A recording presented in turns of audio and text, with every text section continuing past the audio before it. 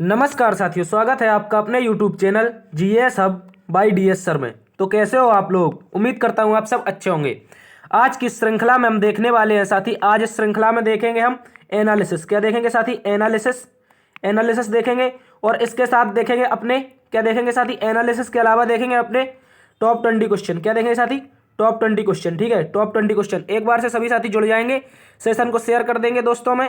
जो साथी नए हैं वो चैनल को सब्सक्राइब कर लेंगे। ठीक है साथी, एक बार जल्दी से जुड़ जाएंगे। आज हम एनालिसिस देखेंगे और अपने टॉप 20 क्वेश्चन देखेंगे। देखो, पहले हम देख लेंगे टॉप 20 क्वेश्चन, उसके बाद में आज जो आपके परीक्षा की शिफ्ट में पूछा गया है, चारों शिफ्ट में, वो सारे के सारे क्वेश्चन मैं लिख कर लाया हूँ। ठीक है, आज मैं लिख कर लाया हूँ, आपको पीडीएफ के रूप में उपलब्ध करा दूंगा। ठीक है, वो सारे के सारे क्वेश्चन भी देखेंगे हम, क्योंकि पहले हम टॉप 20 क्वेश्चन देख लेंगे, उसके बाद जो आपका एनालिसिस है आज का सभी शिफ्ट का, वो भी देख लेंगे। ठीक है साथी, तो एक बार से सभी साथी जुड़ जाएंगे, सेशन को शेयर कर देंगे अपने दोस्तों में।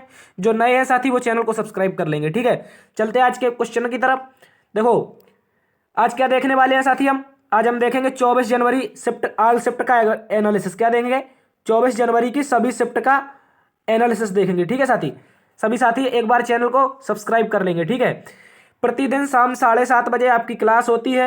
जो साथी नहीं जानते हैं वो प्रतिदिन शाम 7 बजे, 7:30 बजे जुड़े हमारे चैनल पर। आपके टॉप 20 क्वेश्चन कराए जाते हैं साथी, टॉप 20 जीएस के क्वेश्चन, जो बार बार सभी परीक्षाओं के लिए अति महत्वपूर्ण है और बार बार एग्जाम में पूछे जाते हैं। ठीक है साथी, जल्दी से जुड़ जाएंगे साथी, एक बार सेशन को शेयर कर देंगे। आज का मोटिवेशन कोड जो आपको ऊर्जावान बनाएगा और मंजिल के प्रति जागरूक रखेगा। कह रहा है, वक्त से लड़कर जो नसीब बदल दे। क्या कह रहा है साथी? वक्त से लड़कर जो नसीब बदल दे और इंसान वही जो अपनी तकदीर बदल दे। वक्त से लड़कर जो नसीब बदल दे और इंसान वही जो अपनी तकदीर बदल दे। कल क्या होगा कभी न सोचें, कल क्या होगा कभी न सोचें, क्या पता कल वक्त खुद की अपनी तस्वीर बदल दे। ठीक है, ये समय साथी किसी का नहीं होता है, समय किसी का नहीं होता है। ठीक है, ये अच्छे अच्छे अहंकारी रावण भी इसे नहीं रोक पाया। ठीक है, उसका भी अंत हुआ, क्योंकि समय हमेशा गतिमान रहता है। तो हमें अपने समय की कद्र करनी है। जो आज हमारे पास समय है कुछ प्राप्त करने के लिए, उसको हम प्राप्त करेंगे। जैसे आपके लिए क्या है, हमारे लिए सरकारी नौकरी। ठीक है, हम सरकारी नौकरी प्राप्त करेंगे और अपने माता पिता के सपने को पूरा करेंगे, अपने भविष्य को उज्जवल बनाएंगे। ठीक है, इसी जोश और जुनून के साथ चलते हैं आज के पहले क्वेश्चन की तरफ। आज का पहला क्वेश्चन है साथी, कह रहा है कि पंडवानी नृत्य का संबंध किस राज्य से है? जल्दी सभी साथी छाप के बताएंगे, जो आपका पंडवानी नृत्य है ये भारत के किस राज्य से संबंधित है। ठीक है, जल्दी से बता देंगे साथी। यदि आपसे पूछ ले राजस्थान, देखो कुछ लोक नृत्य देख लेते हैं, राजस्थान पूछ ले तो साथी आपको याद रखना है घूमर। क्या याद रखना है? घूमर। घूमर के अलावा कालबेलिया, कालबेलिया याद रखना है आपको साथी। कालबेलिया के अलावा क्या रखना है? कठपुतली रखना है याद। क्या साथी? कठपुतली याद रखना है। ठीक है, कठपुतली। कठपुतली के अलावा एक और होता है आपका 13 ताली। ठीक है, क्या होता है साथी? 13 ताली डांस। ठीक है, इनको याद रखेंगे। ये कहाँ के हैं? 13 ताली। ये 4 लोक नृत्य जो हैं आपके, ये कहाँ के? राजस्थान के। ठीक है, इसी प्रकार यदि महाराष्ट्र के पूछ ले तो आपको याद रखना है लावड़ी। क्या याद रखना है साथी? लावड़ी। लावड़ी के अलावा तमाशा। तमाशा के अलावा क्या होगा आपका? नकटा होगा, एक नकटा होगा। नकटा के अलावा टिप्पड़ी होगा। टिप्पड़ी क्या होगा साथी? टिप्पड़ी होगा। टिप्पड़ी के अलावा एक और होगा आपका, कौन सा होगा? तो आपको याद रखना है कोली। ठीक है, कोली। ये 5 आपको याद रखने हैं महाराष्ट्र के। ये इतने लोक नृत्य कहाँ होते हैं? कोली, नकटा, तमाशा, लावड़ी, ये कहाँ होते हैं? टिप्पड़ी, ये महाराष्ट्र में। ठीक है, यदि पूछे पंडवानी कहाँ का है साथी? पिंडवानी, तो आपको याद रखना है साथी ये छत्तीसगढ़ का है। कहाँ का? छत्तीसगढ़ का। ठीक है, इसको मोस्ट इंपोर्टेंट है ये पिंडवानी। ठीक है, इसको याद रखेंगे। यदि पूछे इसके अलावा क्या होता है तो बताना राउत नाचा। छत्तीसगढ़ में पिंडवानी के अलावा एक नृत्य होता है जिसका नाम है राउत नाचा। ठीक है, राउत नाचा कहाँ होता है? ये भी छत्तीसगढ़ में होता है। ठीक है साथी, इसके अलावा आपको याद रखना है झारखंड। क्या याद रखना है? झारखंड। झारखंड में क्या होता है? एक सरहुल होता है आपका, सरहुल। सरहुल के अलावा साथी एक होता है आपका कर्मा। कर्मा नृत्य कहाँ होता है? ये कर्मा झारखंड और बिहार में होता है। ठीक है, इसके अलावा एक आपका होता है मुंडा। ठीक है, मुंडा। मुंडा बिरसा मुंडा जी से संबंधित ये एक नृत्य है, लोक नृत्य। ये कहाँ होता है? ये झारखंड में। ठीक है, यदि पूछे पिंडवानी और राउत नाचा कहाँ का है तो आपको याद रखना साथी ये छत्तीसगढ़ का। ठीक है, ये मोस्ट इंपोर्टेंट क्वेश्चन, इसको याद रखेंगे। राजस्थान का घूमर, कालबेलिया, कठपुतली, 13 ताली। ठीक है, महाराष्ट्र का लावड़ी, तमाशा, नकटा, टिप्पड़ी, कोली। ठीक है, इन सभी को याद रखेंगे। चलते अगले क्वेश्चन की तरफ साथी। हम अभी देखने वाले हैं थोड़ी देर में एनालिसिस। ठीक है, पहले 20 क्वेश्चन कर लेते हैं। कह रहा है साथी, कॉमनवेल्थ पत्रिका का संपादन किसने किया था? जल्दी से बता देंगे। कॉमनवेल्थ पत्रिका है, इसका संपादन किसके द्वारा किया गया था? ठीक है, इन सभी को याद रखेंगे। यदि साथी आपसे पूछ ले राजा राम मोहन राय तो आपको याद रखना है इन्होंने संवाद कौमुदी। क्या साथी? संवाद कौमुदी पत्रिका का क्या किया है, इन्होंने संपादन किया है, ठीक है, संवाद कौमुदी का, इसको याद रखेंगे। इसके अलावा साथी आपसे पूछ ले एनी बेसेंट, तो आपको याद रखना है कॉमनवेल जो पत्रिका थी साथी ये किसकी थी, ये थी एनी बेसेंट की, किसकी थी, एनी बेसेंट की, इसको याद रखेंगे। यदि पूछे महात्मा गांधी तो आपको बताना है इनकी पत्रिका थी साथी यंग इंडिया, क्या थी साथी, यंग इंडिया पत्रिका किसकी थी, तो आपको याद रखना है ये महात्मा गांधी की। ये 4 भाषाओं में प्रकाशित होती थी, ठीक है, अंग्रेजी होती थी, गुजराती होती थी, इसके अलावा तमिल होती थी और क्या होती थी आपकी, हिंदी होती थी, ठीक है। इसके अलावा इसको याद रखेंगे। यदि पूछ ले राजा राम मोहन राय की तो संवाद कौमुदी, ठीक है। कॉमनवेल पूछे एनी बेसेंट की, ठीक है, इन सभी को याद रखेंगे अच्छे से। और एनी बेसेंट ने ही कौन सा आंदोलन चलाया था, तो होम रूल लीग मूवमेंट, कौन सा साथी, होम रूल लीग मूवमेंट किसके साथ मिलकर चलाया था, तो इन्हें याद रखना है बाल गंगाधर तिलक जी के साथ मिलकर चलवाया था, कौन, होम रूल लीग मूवमेंट, ठीक है। और कॉमनवेल पत्रिका किसकी है, तो याद रखना है एनी बेसेंट जी की, ठीक है। चलते अगले क्वेश्चन की तरफ। अगला क्वेश्चन कह रहा है साथी सर्वोच्च न्यायालय एक अभिलेख न्यायालय है। जल्दी सभी साथी बताएंगे सर्वोच्च न्यायालय जो है ये एक अभिलेख न्यायालय है, ये किस अनुच्छेद में कहा गया है, जल्दी से बता देंगे सभी साथी। सर्वोच्च न्यायालय है ये अभिलेख न्यायालय किस अनुच्छेद में कहा गया। यदि पूछे अनुच्छेद 213 तो आपको बताना है साथी इसमें राज्यपाल का अध्यादेश है, क्या है साथी, राज्यपाल जो अध्यादेश जारी करता है ये किस अनुच्छेद के तहत करता है, तो आपको याद रखना है साथी ये करता है अनुच्छेद 213 के तहत, ठीक है। और अनुच्छेद 129 आपसे पूछ रहे साथी तो बताना है इसमें जो आपका सुप्रीम कोर्ट है ये एक अभिलेख न्यायालय। अभिलेख न्यायालय से क्या तात्पर्य होता है, तो साथी आपको याद रखना है सुप्रीम कोर्ट ने अभी तक जितने भी फैसले अपने सुनाए हैं उन सभी फैसलों का क्या है, एक लेख लिखा रखा है, उसको कहते हैं अभिलेख, ठीक है। वो सभी फैसले आपके सुरक्षित रखे हैं, उनका लेख है, ठीक है, इसी को कहते हैं अभिलेख। और यदि पूछ ले साथी न्यायिक पुनरावलोकन 137 में है आपका न्यायिक पुनरावलोकन, क्या है साथी, न्यायिक पुनरावलोकन, ठीक है। न्यायिक पुनरावलोकन किसमें है, पुनरावलोकन तो आपको याद रखना है अनुच्छेद 137 में, ठीक है। इसका मतलब साथी क्या होता है, तो आपको याद रखना है यदि सुप्रीम कोर्ट कोई फैसला सुनाता है, ठीक है, यदि वो फैसला सुनाकर दोबारा से उस फैसले को सुनाने की मंशा रखता है तो आपको याद रखना है अनुच्छेद 137 के तहत, ठीक है। यदि कोई सुप्रीम कोर्ट अपना फैसला पलट कर दूसरा फैसला सुनाता है, जिस प्रकार से कोई फैसला उसने सुना दिया कि आज आपको फांसी है, ठीक है, और वो फैसला पलट भी सकता है, ठीक है, लेकिन ये एक प्रक्रिया होगी राष्ट्रपति के परामर्श पर, ठीक है, लेकिन ये इसी को क्या कहते हैं, न्यायिक पुनरावलोकन, ठीक है। यदि पूछे साथी अनुच्छेद 280, क्या पूछ ले आपसे, अनुच्छेद 280, ठीक है, अनुच्छेद 280 पूछे तो बताना है वित्त आयोग है इसमें, क्या है साथी, वित्त आयोग, ठीक है। वित्त आयोग का गठन किस अनुच्छेद में है, तो आपको याद रखना है अनुच्छेद 280, ठीक है। यदि पूछे सर्वोच्च न्यायालय एक अभिलेख न्यायालय किसमें कहा गया है, तो आपको याद रखना है अनुच्छेद 129 में, ठीक है, इसको याद रखेंगे। इसके अलावा साथी आपसे पूछ ले कि सुप्रीम कोर्ट का उल्लेख किस अनुच्छेद में है, तो आपको याद रखना, देखो इसमें तो अभिलेख न्यायालय का उल्लेख है। यदि पूछे सुप्रीम कोर्ट का उल्लेख किसमें है, तो 1(2) का 4, ठीक है, किसमें 1(2) का 4 अनुच्छेद 124 में, इसको याद रखेंगे 1(2) का 4 सुप्रीम कोर्ट। चलते अगले क्वेश्चन की तरफ। अगला क्वेश्चन कह रहा है साथी गाहिर माथा वन्यजीव अभ्यारण्य किस राज्य में स्थित है, जल्दी से बताएंगे। जो आपका गाहिर माथा वन्यजीव अभ्यारण्य है ये किस राज्य में है, जल्दी से बता देंगे सभी साथी छाप के। जो गाहिर माथा वन्यजीव अभ्यारण्य है ये किस राज्य में, इस प्रकार के अलग अलग क्वेश्चन पूछ रहा है आपसे प्रत्येक परीक्षा वाला, ठीक है। जो आपको रट चुके हैं वो नहीं पूछ रहा है, अब कुछ अलग हटके पूछ रहा है, तो इससे याद रखेंगे।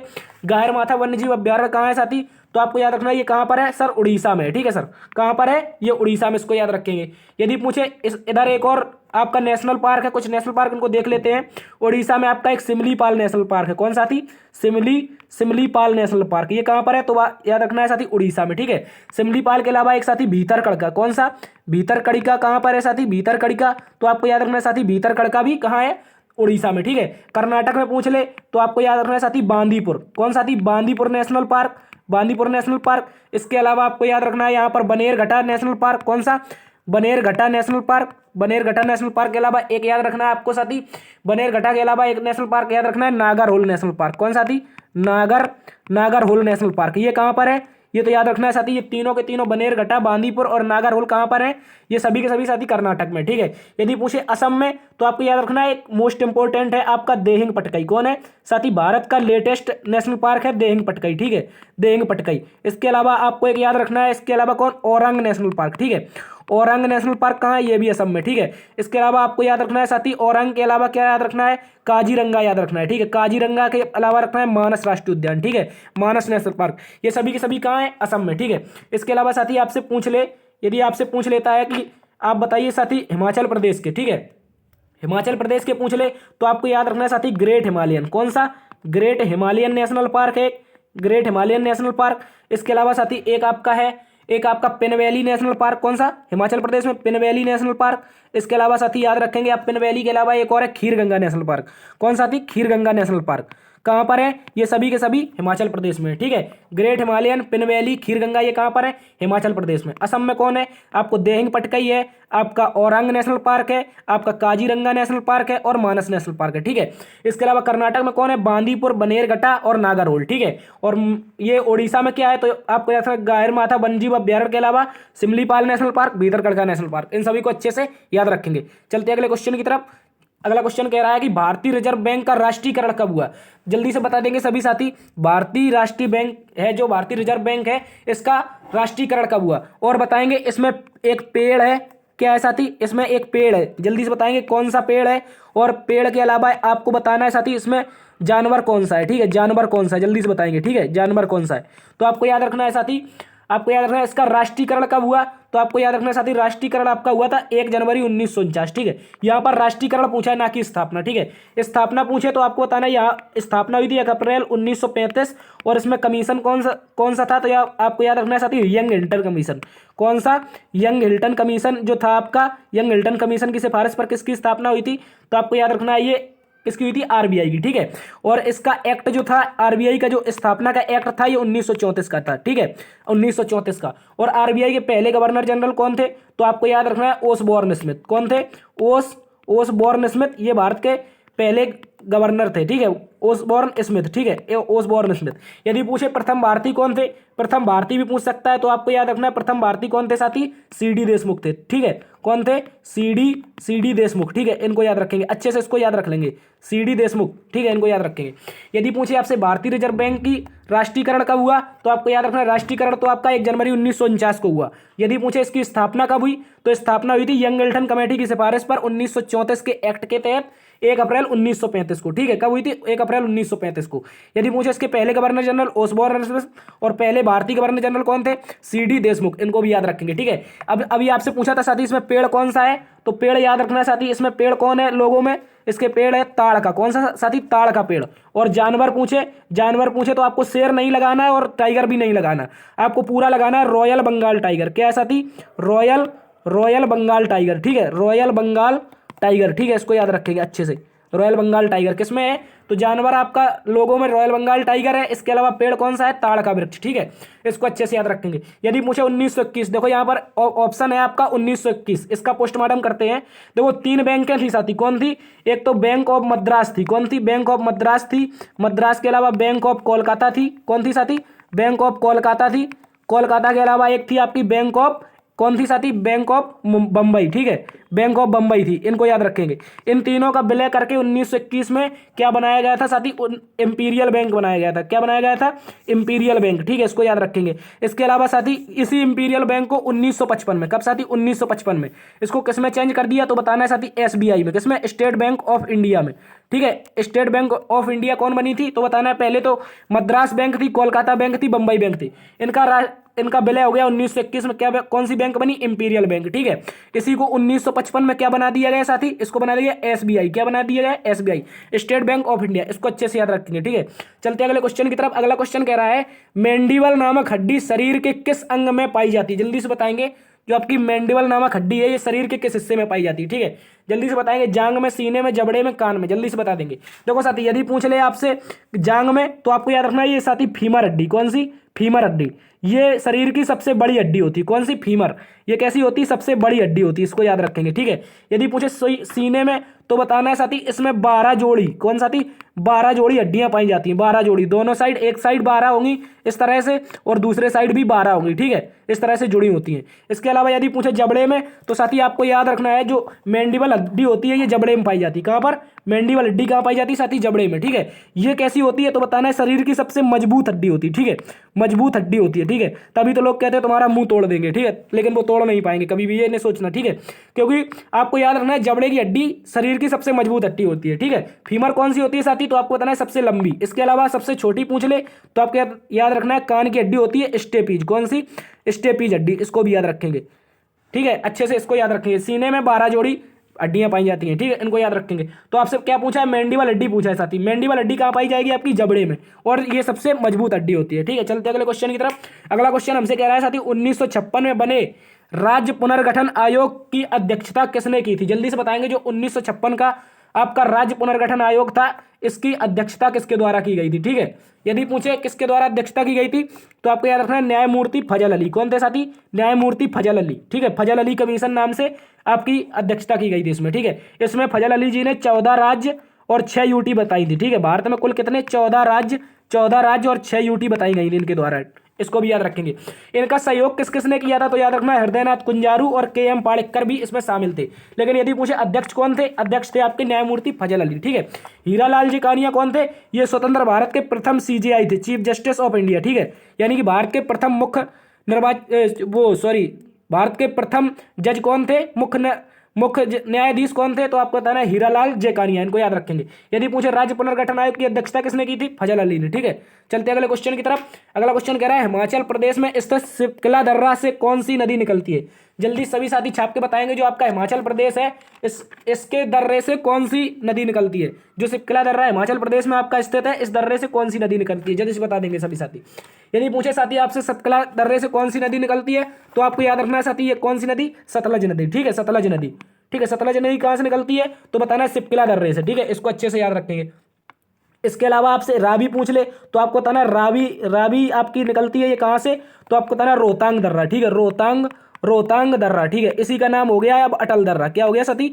अटल दर्रा, ठीक है। अटल दर्रा हो गया इसी का नाम, इसको भी याद रखेंगे। रोहतांग दर्रे से कौन सी नदी निकलती है, तो बताना है रावी। और सिपकिला दर्रे से कौन सी निकलती है, तो बताना है सतलज, ठीक है। ये कहां पर स्थित है दोनों? ये दोनों के दर्रे आपके हिमाचल प्रदेश में, ठीक है। यदि पूछे झेलम साथी, तो आपको बताना ये पीर पंजाल की पहाड़ियों से निकलती। कहां से साथी? पीर पंजाल की पहाड़ियों से निकलती, ठीक है। इसको अच्छे से याद रखेंगे। पीर पंजाल दर्रा से कौन सी नदी निकलती है? झेलम नदी, ठीक है। और झेलम नदी आपकी बुलर झील बनाती। कौन सा थी? बुलर झील कौन बनाती है? झेलम नदी। इसको भी याद रखेंगे अच्छे से, मोस्ट इंपोर्टेंट क्वेश्चन है। तो इसका आंसर क्या हो जाएगा हमारा? सिपकला दर्रा, सतलज नदी। चलते अगले क्वेश्चन की तरफ। अगला क्वेश्चन कह रहा है साथी, विश्व का सबसे बड़ा द्वीप ग्रीनलैंड किस महासागर में स्थित है? जल्दी से बताएंगे। आपको दो ऑप्शन दिए गए हैं यहाँ पर, आर्कटिक महासागर अटलांटिक, और अटलांटिक अंटार्कटिका, और प्रशांत आर्कटिक प्रशांत हिंद महासागर। जल्दी से बताएंगे। जो आपका विश्व का सबसे बड़ा द्वीप है ग्रीनलैंड, विश्व का सबसे बड़ा द्वीप कौन सा है साथी? ग्रीनलैंड। तो आपको बताना ये कौन से महासागर में स्थित है, जल्दी से बता देंगे, ठीक है। ये कौन कौन से महासागर है? ये आपकी इस तरह से पृथ्वी है गोल, ठीक है, और ग्रीनलैंड आपका इस जगह स्थित है, ठीक है। यहीं पर आपका क्या है? उत्तरी अमेरिका, फिर यहाँ पर दक्षिणी अमेरिका, फिर यहाँ पर आपका यूरोप है, इसके अलावा यहाँ पर आपका एशिया है, इस तरह से एशिया के अलावा यहाँ पर दक्षिण अफ्रीका है, फिर ऑस्ट्रेलिया है, फिर यहाँ पर अंटार्कटिका है, ठीक है, अंटार्कटिका। तो आपको याद रखना है साथी, मैं पॉइंट करूंगा, आप इसको देख लेंगे, ठीक है। यहाँ पर आपका क्या है? यहाँ पर आपका है आर्कटिक महासागर। कौन सा? आर्कटिक महासागर, ठीक है। और यहाँ पर क्या है आपका?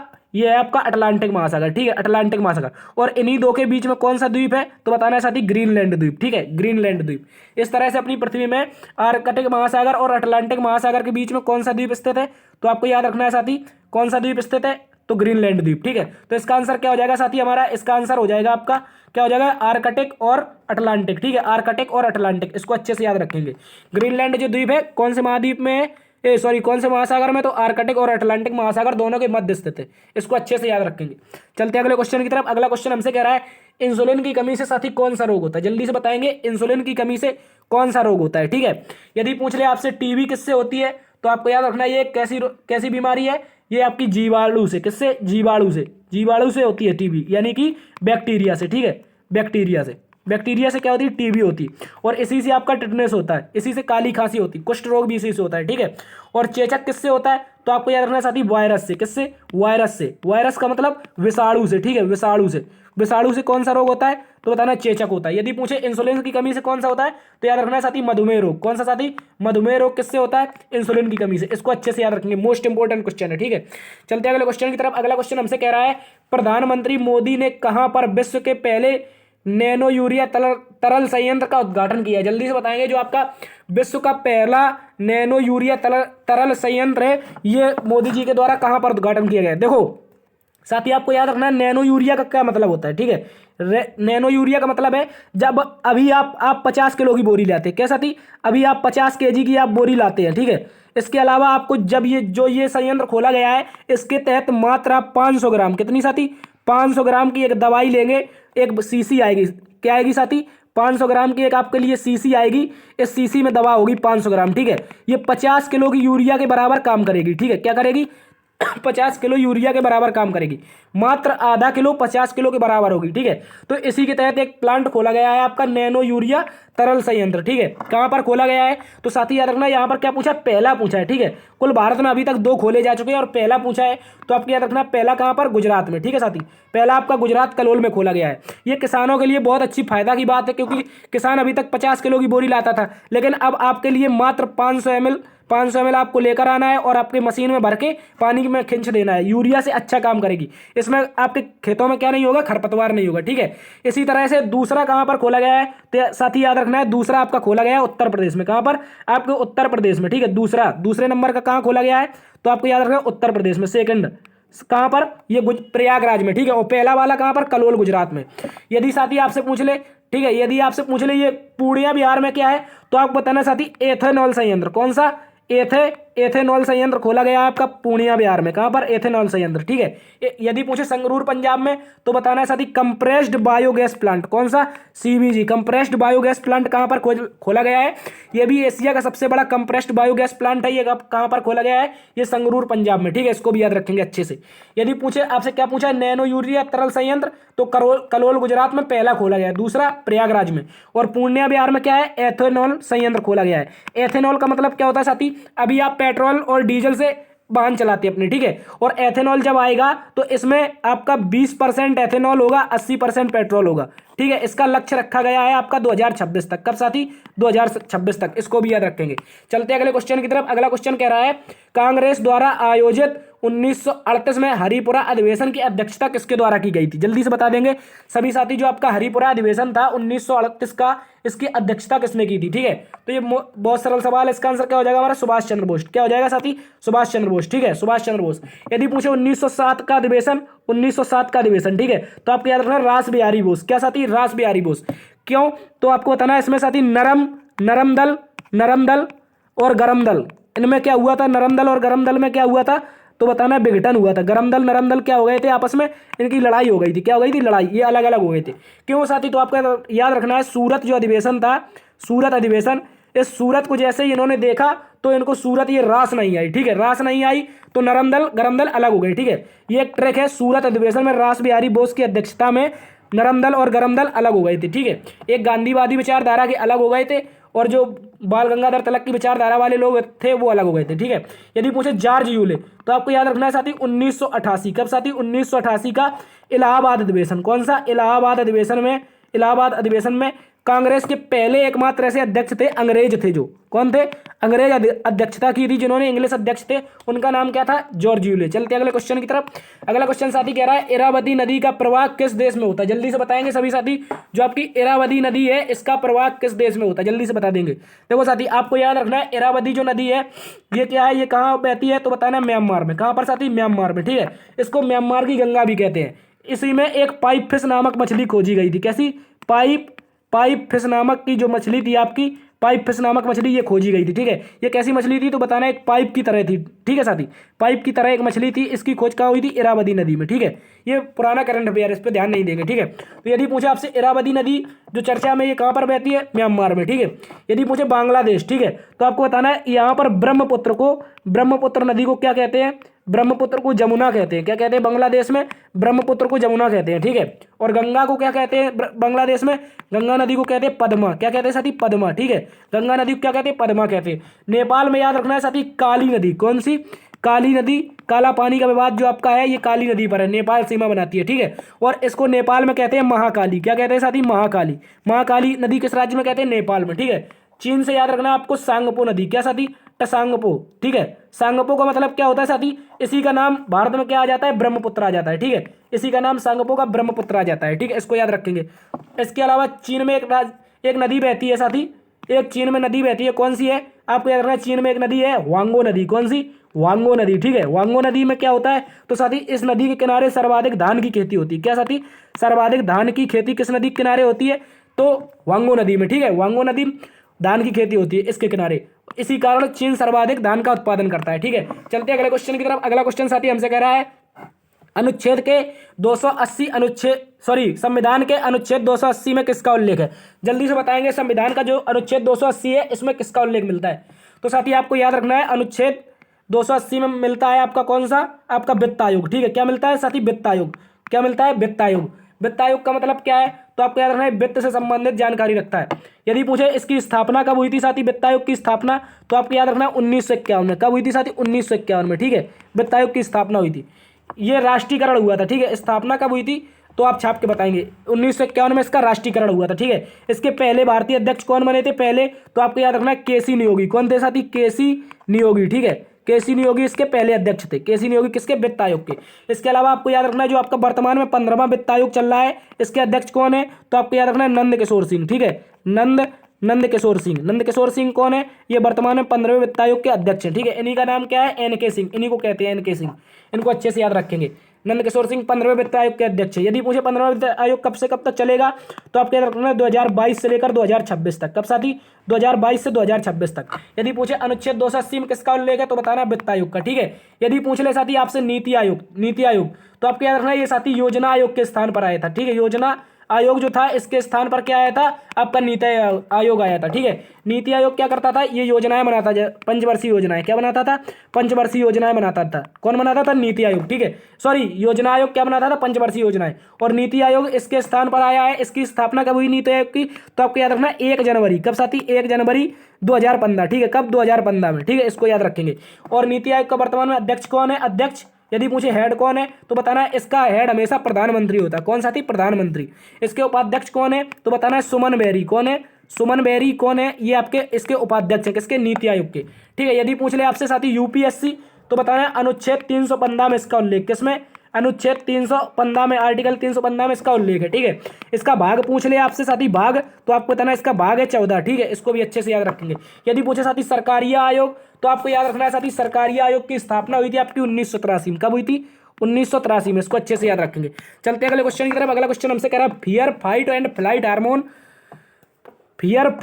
फ्लाइट घटा हार्मोन किस ग्रंथि स्रावित होता है? जल्दी से बताएंगे। ये आपका एक्स्ट्रा प्रिंट हो गया है, यहाँ पर याद रखेंगे फियर फाइट और फ्लाइट हार्मोन किस ग्रंथि स्रावित होता है? देखो, फियर मतलब डरो या लड़ो या भागो। ठीक है, ऐसी को जानते हैं ट्रिपल एफ हार्मोन से। ठीक है, यह आपसे पूछ सकता है ट्रिपल एफ नामक हार्मोन कहाँ से स्रावित होता है तो आपको याद रखना है एंड्रीनल ग्रंथि। कौन सी साथी? एंड्रीनल ग्रंथि। ठीक है, एंड्रीनल ग्रंथि। पीयूष ग्रंथि क्या है? इसको कहते हैं साथी मास्टर ग्लैंड। क्या कहते हैं? मास्टर ग्लैंड, यानी कि मास्टर ग्रंथि किसे कहते हैं तो आप क्या रखना? पीयूष ग्रंथि को। ठीक है, और थायराइड ग्रंथि क्या है? जो आपके ये गले में होती है जहाँ से अपना भोजन जाता है। ठीक है, जहाँ से हम बोलते हैं, ये होती है थायराइड ग्रंथि। और ये होती है शरीर की अंतःस्रावी सबसे बड़ी ग्रंथि। कौन सी? अंतःस्रावी ग्रंथि होती है जो शरीर की सबसे बड़ी होती है, लेकिन ये कैसी होती है? अंतःस्रावी। ठीक है, इसको याद रखेंगे। यदि मुझे फियर फाइट फ्लाइट हार्मोन किससे निकलता है तो एंड्रीनल ग्रंथि। ठीक है, चलते हैं अगले क्वेश्चन की तरफ। अगला क्वेश्चन हमसे कह रहा है साथी भारतीय कम्युनिस्ट पार्टी की स्थापना किसके द्वारा की गई थी? जल्दी से बताएंगे। जो आपकी भारतीय कम्युनिस्ट पार्टी है इसकी स्थापना किसने की थी? ठीक है, यदि आप पूछे इसका चुनाव चिन्ह साथी तो आपको याद रखना है इस तरह से एक हसिया है। क्या साथी? एक हसिया है। ठीक है, हसिया के अंदर क्या है? आपका एक इस तरह से हथौड़ा लगा है। क्या है? हथौड़ा। ठीक है, हसिया और हथौड़ा किसका है तो बताना है भारतीय कम्युनिस्ट पार्टी का। ठीक है, इसको याद रखेंगे। यदि पूछे किसने इसकी स्थापना की थी तो बताना एम.एन. राय ने। किसने साथी? एम.एन. राय ने। ठीक है, इनको याद रखेंगे। यदि पूछे चित्तरंजन दास और मोतीलाल नेहरू, कौन? मोतीलाल नेहरू, इन्होंने की थी स्वराज पार्टी की स्थापना। किसकी? आपके स्वराज पार्टी की स्थापना किसने की थी? मोतीलाल नेहरू और चित्तरंजन दास ने। कब की थी? 1923 में। ठीक है, इसको याद रखेंगे, अच्छे से याद रखेंगे। यदि पूछे एस.सी. बोस यानी कि सुभाष चंद्र बोस तो आपको याद रखना साथी फॉरवर्ड ब्लॉक की स्थापना। किसकी? फॉरवर्ड ब्लॉक की स्थापना किसने की थी? फॉरवर्ड ब्लॉक की स्थापना तो आपको बताना सुभाष चंद्र बोस ने की थी। कब की थी तो बताना 1940 1939, ठीक है, इसको याद रखेंगे 1940 या 39, आप देख लेना इसको, ठीक है। फॉरवर्ड ब्लॉक की स्थापना किसने की थी? एस सुभाष चंद्र बोस ने, ठीक है। यदि पूछे चित्तरंजन दास ने किसकी स्थापना की थी? चित्तरंजन दास और मोतीलाल नेहरू मिलकर किसकी स्थापना की थी? तो बताना है आपको स्वराज पार्टी की, ठीक है। यदि कम्युनिस्ट पार्टी की स्थापना पूछ ले तो बताना ये एम.एन. रॉय ने, ठीक है। ये भारत की कम्युनिस्ट पार्टी जो है ये भारत की एक राष्ट्रीय राजनीतिक पार्टी है, ठीक है। इसका चुनाव चिन्ह क्या है? एक हसिया और एक हथौड़ा, ठीक है। इसको अच्छे से याद रखेंगे। चलते हैं अगले क्वेश्चन की तरफ। अगला क्वेश्चन हमसे कह रहा है डार्कथॉन 2022 का आयोजन किसके द्वारा किया गया था? जल्दी से बताएंगे। जो आपका डार्कथॉन 2022 है इसका आयोजन किसके द्वारा किया गया था? देखो साथी, आपको याद रखना ये जो डार्कथॉन 2022 है इसका मतलब क्या है? इसका उद्देश्य है नशा मुक्त भारत बनाना। कैसा? नशा मुक्त भारत बनाना, ठीक है। नशा मुक्त भारत बनाना किसका उद्देश्य है? तो बताना है ये डार्कथॉन 2022 का, ठीक है। तो इसका आयोजन किसके द्वारा कराया गया? तो आपको बताना है साथी एनसीबी। किसके द्वारा? एनसीबी। एनसीबी का मतलब क्या होता है साथी? नारकोटिक्स कंट्रोल ब्यूरो, ठीक है। क्या होता है? देख लेंगे आप, नारकोटिक्स कंट्रोल ब्यूरो, ठीक है। नारकोटिक्स कंट्रोल ब्यूरो किसका फुल फॉर्म है? तो आपको याद रखना है ये किसका है? एनसीबी का, ठीक है। एनसीबी की यदि पूछ ले आपसे स्थापना कब हुई थी तो बताना साथी इसकी स्थापना हुई थी 1986 में। कब? 1986 में। इसका अर्थ क्या, इसका कार्य क्या होता है? तो बताना साथी इसका कार्य होता है नशा मुक्त भारत बनाना, यानी कि भारत में कोई व्यक्ति नशा न करे, ठीक है। इसी का कार्य है एनसीबी का, नेशनल नारकोटिक्स कंट्रोल ब्यूरो का उद्देश्य है, ठीक है। इसी ने आयोजन किया था डार्कथॉन 2022 का, इसको अच्छे से याद रखेंगे। यदि पूछे इसरो साथी तो आपको बताना इसकी स्थापना हुई थी 15 अगस्त 1969। कब हुई थी? 15 अगस्त 1969 में। किसकी स्थापना हुई थी? तो इसरो की, ठीक है। सीबीआई क्या है? ये हमारी एनआईए और सीबीआई क्या है? ये हमारी जांच एजेंसियां हैं, ठीक है। इनको अच्छे से याद रखेंगे। चलते हैं अगले क्वेश्चन की तरफ। अगला क्वेश्चन कह रहा है विश्व में सर्वाधिक धान का उत्पादन कौन सा देश करता है? जल्दी छाप के बताएंगे, अभी हाल तुरंत बताया था।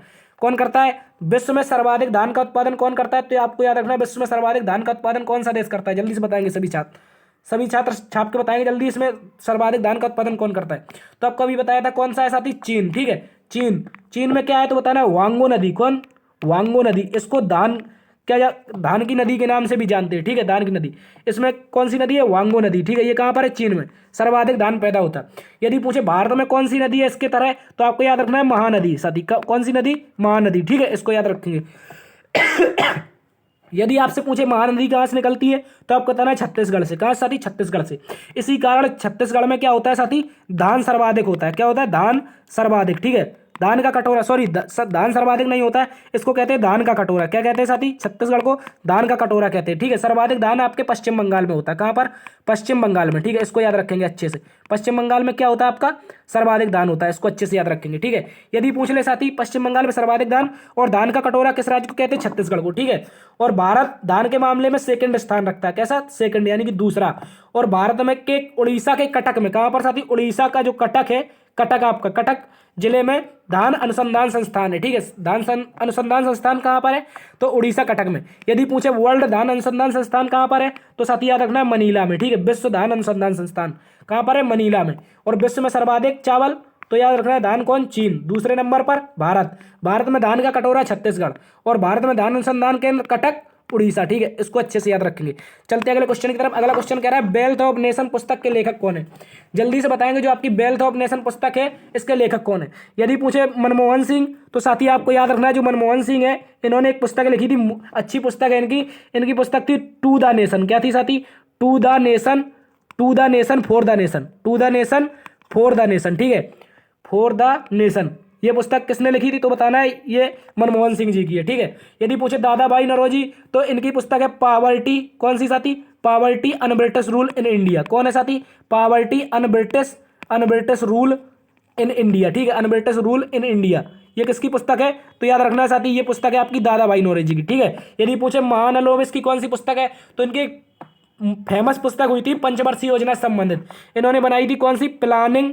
कौन बनाई थी साथी? इनकी पुस्तक थी आपकी प्लानिंग डेमोक्रेसी, ठीक है। डेमोक्रेसी, क्योंकि हम आज़ाद हुए थे तो हमें क्या करनी थी? अपने डेमोक्रेसी के लिए प्लान करना था, तो क्या किया था? महालनोबिस जी ने एक पुस्तक लिखी थी प्लानिंग डेमोक्रेसी, ठीक है। इसके अलावा महालनोबिस मॉडल पर आपकी सेकंड पंचवर्षीय योजना की थी। कौन सी साथी? सेकंड पंचवर्षीय योजना। यदि आपसे पूछ ले वेल्थ ऑफ नेशन पुस्तक के लेखक कौन है तो साथी आपको बताना है एडम स्मिथ। कौन है साथी? एडम स्मिथ किसके पुस्तक के लेखक है तो बताना है वेल्थ ऑफ नेशन की, ठीक है। चलते हैं अगले क्वेश्चन की तरफ। अगला क्वेश्चन हमसे कह रहा है चर्चा में रहा इब्सा मार 7 युद्धाभ्यास किन देशों की नौसेनाओं के मध्य लड़ा जाता है, ठीक है। यहाँ पर गलती से 9 लिख गया है, यहाँ पर नौसेना है, नेवी है, ठीक है। क्या है साथी? नेवी है, इसको याद रखेंगे। नौसेना है, ठीक है, नेवी के बीच, किन देशों की नौसेना के बीच लड़ा जाता है, ठीक है। इब्सा मार साथी आपसे पूछ ले तो बताना ये प्रत्येक 2 साल में होता है। कितने? प्रत्येक 2 साल में होने वाला एक नेवी का युद्धाभ्यास है, ठीक है। नेवी का युद्धाभ्यास कौन सा है तो बताना है इब्सा मार, ठीक है, इब्सा मार। ये किस किस किसके मध्य होता है तो आपको बताना है साथी, ये भारत, अफ्रीका और ब्राजील, ये तीनों देशों की सेनाएं आपस में क्या करती है, नौसेना है, इब्सा मार, ठीक है, इब्सा मार। इसका भी आज इस वर्ष आयोजन कहाँ हुआ है तो याद रखना इसका आयोजन हुआ है ब्राजील में, ठीक है, इसका आयोजन हुआ है। यदि पूछे इसकी स्थापना कब हुई थी या पूछ ले पहली बार कब मनाया गया था, स्थापना इसकी हो गई थी 2006 में। कब इब्सा की स्थापना कब हुई थी? 2006 में, सॉरी 16 हो गया यहाँ पर, 2006 में इसकी स्थापना हो गई थी, ठीक है। लेकिन पहली बार यह युद्धाभ्यास 2008 में मनाया गया था। कब साथी? 2008 में। इसको अच्छे से याद रखेंगे, ठीक है, इसको अच्छे से याद रखेंगे सभी साथी। एक बार से फिर से जुड़ जाएंगे। अब हम करेंगे एनालिसिस। क्या करेंगे साथी? एनालिसिस करने वाले हैं आज के क्वेश्चन जो आपसे परीक्षा में पूछे गए थे, ठीक है। देखो आपके क्वेश्चन ये रहे, कौन से साथी? अभी 1 मिनट साथी, ये क्वेश्चन जो थे आज आपकी परीक्षा में पूछे गए थे। कौन कौन से क्वेश्चन पूछे गए थे तो जल्दी से आप जो एक बार से सेशन को शेयर कर देंगे दोस्तों में, एक बार जल्दी से जुड़ जाएंगे। कौन कौन से क्वेश्चन आपसे आज पूछे गए थे वो सारे के सारे करवाने वाले हैं, ठीक है। एक पूछा गया था राजीव गांधी खेल रत्न अवार्ड सर्वप्रथम किसे दिया गया था, जल्दी से बताएंगे सभी साथी। राजीव गांधी खेल रत्न अवार्ड सर्वप्रथम किसे दिया गया था, ठीक है। तो आपको याद रखना है इसका आंसर होगा विश्वनाथ। कौन होगा? विश्वनाथ आनंद, ठीक है। विश्वनाथ आनंद को 1991 में पहली बार यह अवार्ड दिया गया था। कौन सा? राजीव गांधी खेल रत्न अवार्ड, ठीक है, इसको याद रखेंगे। यदि पूछे अनुच्छेद, कौन सा अनुच्छेद है जिसमें उपाधियों का अंत है तो साथी आपको याद रखना अनुच्छेद 18 में उपाधियों का अंत है, ठीक है। अनुच्छेद 18 में उपाधियों का अंत है, ये क्वेश्चन आपसे पूछा गया था। इसके अलावा आपसे पूछा गया था उत्तराखंड के नए स्पीकर कौन बने, जल्दी सभी साथी छाप के बताएंगे उत्तराखंड के नए स्पीकर कौन बने। तो आपको बताना ये उत्तराखंड की पहली महिला बनी है। कौन सा थी? पहली महिला। इनका नाम क्या है तो याद रखना है ऋतु खांडेरी। कौन है? ऋतु खांडेरी जो है ये उत्तराखंड की पहली महिला स्पीकर बनी है, इनको भी याद रखेंगे, ठीक है। तो 3 क्वेश्चन आपके हो गए, ठीक है। एक बार से सभी साथी जुड़ जाएंगे, सेशन को शेयर कर देंगे दोस्तों में कि एनालिसिस शुरू हो सका है। जल्दी से आप सभी आ जाइए, ठीक है। जो साथी नए हैं वो चैनल को सब्सक्राइब भी कर लेंगे।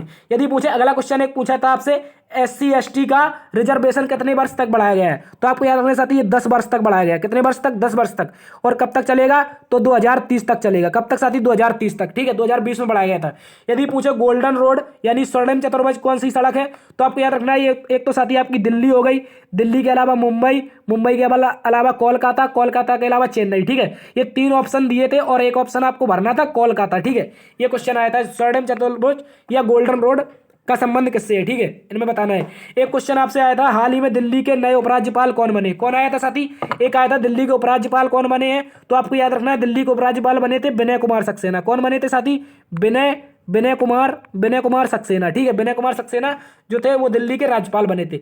इसके अलावा क्वेश्चन आया था हरित क्रांति की शुरुआत कब हुई। ये अब ऐसा पूछा गया था जो आपकी हरित क्रांति थी इसकी शुरुआत किस दशक में हुई थी, ठीक है, ऐसा पूछा गया था। तो आपको याद रखना है ये दशक था आपका 1965 में हुई थी। कब हुई थी? 1965 में। ये दशक कौन था? 7वां दशक था, 19वीं सदी का 7वें दशक में, ठीक है। यानी 1965 में 60 के बाद क्या था? 70वां, ठीक है, 70 के लगभग हुई थी। 1965 में इसकी शुरुआत हुई थी। कहाँ से हुई थी तो साथी आपको याद रखना पंजाब से, ठीक है। MS स्वामीनाथन इसके हेड थे। कौन थे? MS स्वामीनाथन इसके कौन थे तो आपको याद रखना MS स्वामीनाथन इसके कौन थे? हेड थे, ठीक है। इन्होंने पंजाब में इसकी शुरुआत की थी, ठीक है। इसके अलावा एक क्वेश्चन पूछा गया था बहुत आसान था, क्रिकेट की पिच कितने गज की होती है तो आप सभी को याद रखना ये कितने की होती है साथी? 22 गज की, ठीक है, 22 गज की। इसके अलावा एक क्वेश्चन पूछा गया था किस राज्य ने छतों पर जल संरक्षण शुरू किया है।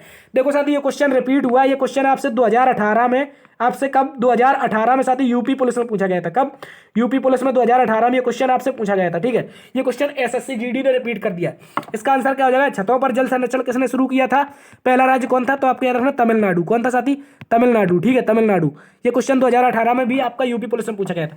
इसके अलावा पूछा गया था पहली पंचवर्षीय योजना का समय क्या था तो कई बार करवाया है साथी, क्या था? 1951 से लेकर 1956, ठीक है। कौन था? 51 से लेकर 56 तक, ठीक है।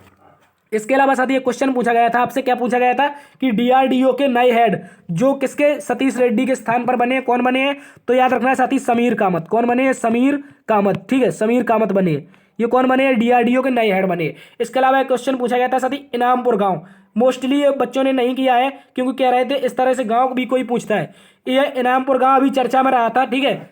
ये कहां पर स्थित है तो बताना है इनामपुर गांव आपका महाराष्ट्र में स्थित है। कहां पर साथी? महाराष्ट्र में, ठीक है, महाराष्ट्र में, इसको याद रखिए। जो अभी हाल ही में चर्चा के विषय रहे हैं, जैसे उपचुनाव हो गया आपका, कोई शास्त्रीय नृत्य हो गया चर्चा में रहा है, या किसी का निधन हुआ है, इस तरह से क्वेश्चन आपसे पूछ रहा है घुमा घुमा के, ठीक है। तो आप क्या कर रहे हैं, इनामपुर गांव जो ये कहाँ पर है, महाराष्ट्र में, ठीक है। और डीआरडीओ के नए हेड कौन बने हैं, तो समीर कामत बने हैं जी सतीश रेड्डी के स्थान पर। चलते अगले क्वेश्चन, अगली तरफ, अगली स्लाइड में क्या पूछा गया था, ये आपके वो थे 2 शिफ्ट, पहली 2 शिफ्ट के क्वेश्चन और ये अगली 2 शिफ्ट के क्वेश्चन, ठीक है। साथ ही आपसे पूछा गया था पंजाब के नए सीएम कौन बने, कौन पूछा था, पंजाब के नए सीएम कौन बने, तो सभी को पता है कौन बने थे, ये भगवंत मान बने थे। कौन सा थी, भगवंत मान जी, ठीक है। भगवंत मान कौन बने थे, भगवंत मान। तो आपको याद रखना है ये पंजाब के नए सीएम बने थे, ठीक है। एक पूछा गया था हाल ही में महाराष्ट्र के मुख्यमंत्री जिन्होंने इस्तीफा दे दिया है, तो आपको याद रखना है ये उद्धव ठाकरे थे। कौन साथी, उद्धव ठाकरे ने इस्तीफा क्यों दिया था, तो आप सभी को पता है कि जो आपके कौन थे, आपके वो थे, क्या नाम उनका, एकनाथ शिंदे, ठीक है। एकनाथ शिंदे ने इनकी पार्टी में क्या डाल दी थी, दरार डाल दी थी, फूट। और इस तरह से एकनाथ शिंदे, उद्धव ठाकरे ने इस्तीफा दे दिया। और एकनाथ शिंदे कौन बने थे, तो आपको याद रखना है साथी, कौन बने थे, आपको याद रखना है ये बने थे उद्धव ठाकरे के स्थान पर एकनाथ शिंदे महाराष्ट्र के सीएम, ठीक है। इसके अलावा पूछे गणेश चतुर्थी का त्योहार किस माह में मनाया जाता है, देखो ये क्वेश्चन पूछा गया था हिंदी में, चैत बैसाख जेठ अषाढ़ ऐसे कुछ ऑप्शन दिए थे कहे थे। उसमें एक ऑप्शन था भाद्रपद या भादो, ठीक है, भादो या भाद्रपद। तो आपको गणेश चतुर्थी कब मनाते हैं, शुक्ल पक्ष की चतुर्थी थी, भादो माह था, कौन सा, भाद्रपद माह कहते हैं इसको, क्या कहते हैं, भाद्रपद, ठीक है। जिस बच्चे ने कार्तिक किया उसका गलत हो गया, ठीक है। जिसने अगर भाद्रपद लगाया तो उसका आंसर सही हो जाएगा, ठीक है। यदि एक पूछा था मोहिनी अट्टम शास्त्रीय नृत्य का संबंध किस देवता से, ठीक है। तो आपके याद रखना है जो आपका एक भस्मासुर था, किसने, विष्णु भगवान ने मोहिनी का रूप रखा था, किसका, विष्णु भगवान ने मोहिनी का रूप रखा था, शंकर जी के प्राण बचाए थे, तभी से मोहिनी अट्टम नृत्य चला है, ठीक है। ये किस देवता को समर्पित है, तो विष्णु भगवान को, ठीक है। विष्णु भगवान ने इसमें मोहिनी का रूप धारण किया था और डांस किया था, ठीक है। एक पूछा था NH4Cl किसका सूत्र है, देखो ये था साथी, NH4 क्या होता है, अमोनिया, और Cl क्या होता है, क्लोरीन। तो ये बन गया अमोनियम क्लोराइड, क्या हो गया साथी, अमोनियम क्लोराइड, ठीक है, अमोनियम क्लोराइड। ये किसका है, तो याद रखना है साथी, अमोनियम क्लोराइड है आपका, ये किसका, NH4Cl का, ठीक है।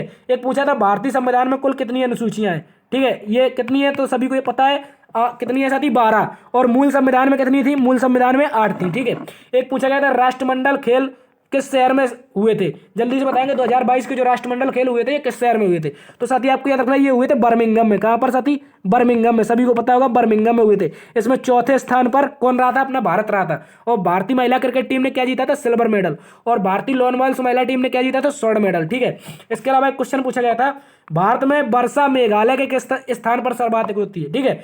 इसमें ऑप्शन था आपका एक मौसिन राम, क्या था साथी, मौसिन राम में सर्वाधिक वर्षा होती। मौसिन राम नहीं होगा तो आपको चेरापूंजी देगा, क्या देगा, चेरापूंजी, ठीक है।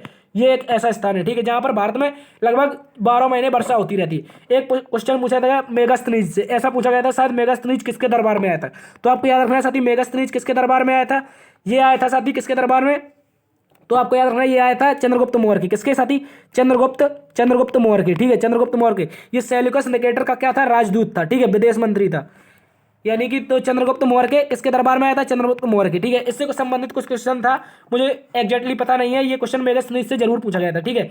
इसके अलावा पूछा गया था प्रचंड क्या है, प्रखंड उपचुनाव, एक मिनट, ये पूछा था जो आपके उत्तराखंड के उपचुनाव हुए थे साथी, उत्तराखंड में पुष्करधामी सीट अपनी हार गए थे, उसके लिए इनको कराए गए थे कौन से उपचुनाव, ठीक है। उपचुनाव में किसकी जीत हुई थी, ये पूछा गया था। उत्तराखंड, यहाँ पर प्रचंड नहीं होगा, यहाँ पर उत्तराखंड होगा, क्या होगा, उत्तराखंड के उपचुनाव में जीत किसकी हुई थी, तो याद रखना पुष्करधामी, किसकी, पुष्करधामी, जीत कर हारकर जीतने वाले को क्या कहते हैं, पुष्कर कहते हैं, ठीक है। तो ये था साथी आज का एनालिसिस। उम्मीद करता हूं आपको एनालिसिस और आपकी टॉप 20 क्वेश्चन की श्रृंखला पसंद आई होगी। यदि साथी पसंद आई है तो वीडियो को शेयर कीजिए अपने दोस्तों में, चैनल पर नए हो तो सब्सक्राइब कीजिए। देखते रहिए GS Up by DS sir. मिलते हैं अगली वीडियो में, तब तक के लिए अपना ख्याल रखना। जय हिंद।